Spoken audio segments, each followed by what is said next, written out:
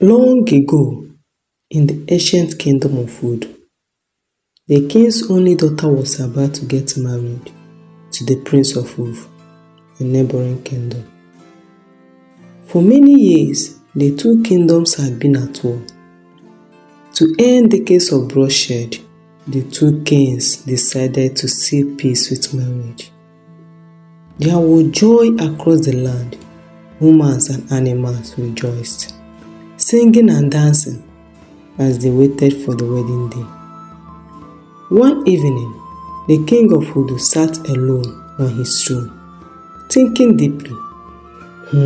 My daughter is about to get married, yet I have not found a gift worthy of a princess. He called one of his guys. Go and summon all the chiefs.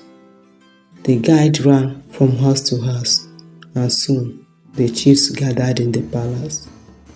When the king entered the chamber, they stood up together. Long live the king! May your reign be long. The king waved his hand and they sat.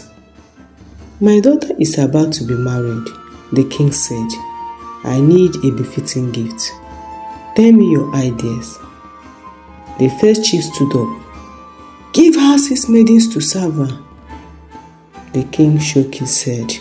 She's marrying a prince whose palace already has hundreds of maidens. The second chief stood up.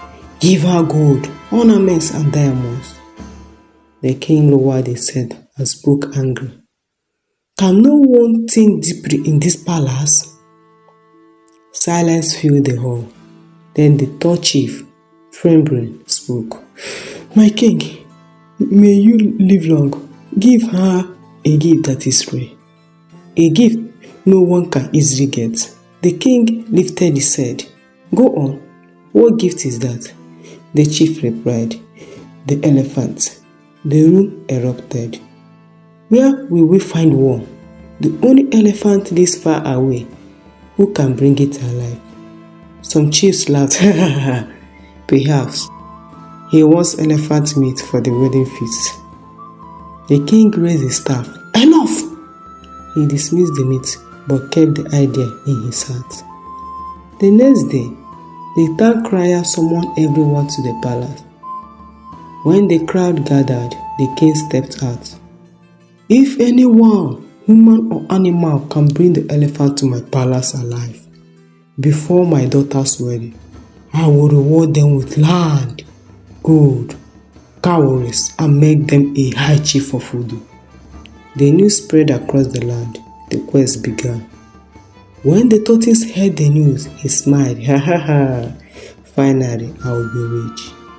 The tortoise had been friends with the elephant for many years. Early one morning, he visited the elephant with food and meat. The elephant was surprised. You visit after so long and with food? What is the occasion? The tortoise smiled. Let us eat first. I have great news. After the meal, the tortoise spoke. My friend, the king of food wants to crown you the highest chief in the land. The elephant was shocked. How does the king know me?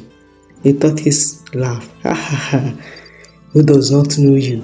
You are a living legend. The elephant smiled proudly.